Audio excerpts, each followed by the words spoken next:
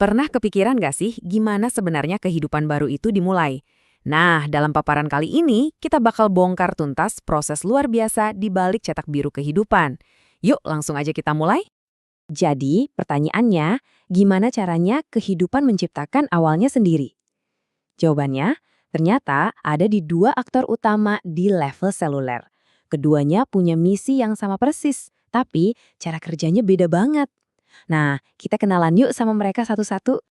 Oke, kita mulai dari yang pertama ya, pabrik sperma.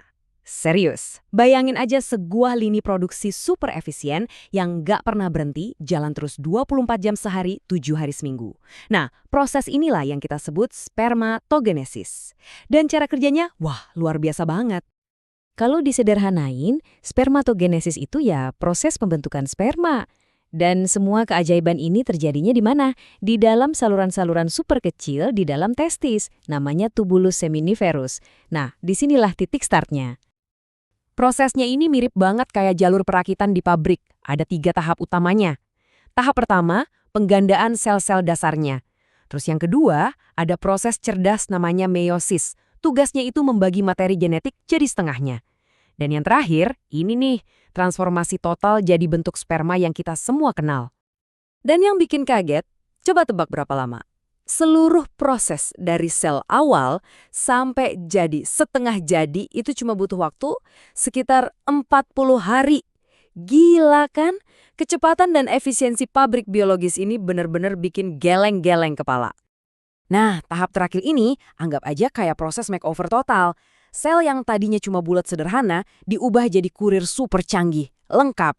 Ada mesin pendorongnya, terus di kepalanya bawa paket genetik yang, wah, berharga banget. Dan inilah dia produk jadinya. Keren kan? Setiap bagiannya itu punya tugas super spesifik. Kepalanya, ini isinya materi genetik dan punya semacam kunci buat nembus sel telur. Terus ekornya, itu motornya yang ngasih tenaga buat perjalanan panjang dan berat di depannya. Tapi, jangan salah, pabrik super canggih ini ternyata sensitif banget.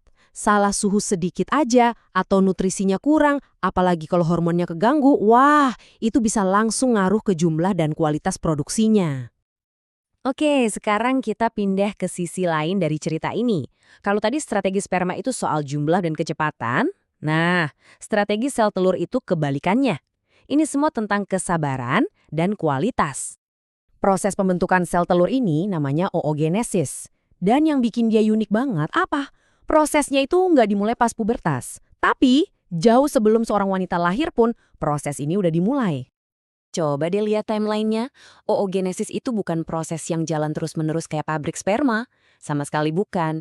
Jadi ada tahap persiapan awal, terus prosesnya itu di-pause. Bisa bertahun-tahun loh. Baru deh nanti diaktifkan lagi satu persatu pas pubertas sudah tiba. Dan yang paling gila itu, jeda panjang antara tahap pertumbuhan dan pematangannya. Coba bayangin, sel-sel ini tuh kayak tertidur, nunggu bertahun-tahun, bahkan bisa puluhan tahun, cuma buat dapat satu kesempatan untuk jadi matang. Nah ini nih, detail krusialnya.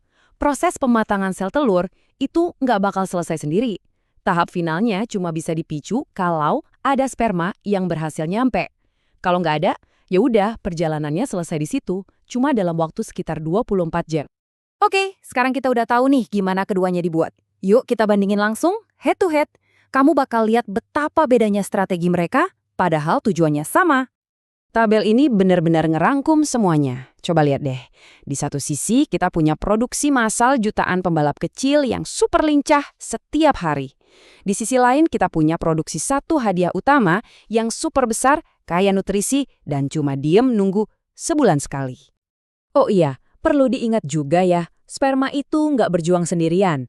Dia itu datang bareng tim pendukungnya, yaitu cairan yang kita sebut plasma seminal. Cairan ini yang ngasih dia energi dan jadi jalan tol buat dia berenang.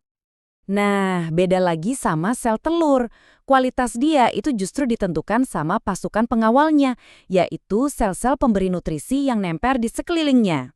Jadi makin tebal dan makin solid lapisan pelindung ini, artinya kualitas sel telurnya makin bagus. Jadi setelah ngelihat dua kisah yang beda banget ini, apa sih kesimpulannya? Apa pelajaran utama yang bisa kita ambil? Pada akhirnya, kalau kita lihat kutipan ini, Misi sperma itu jelas banget. Tugasnya cuma satu, nganterin gen dari ayah ke sel telur, terus neken tombol start buat memulai perkembangan embrio. Udah, itu aja tugas utamanya. Dan inilah inti dari semuanya. Ada dua strategi yang beda 180 derajat. Strategi pabrik super sibuk yang produksi massal, melawan strategi super sabar dan selektif.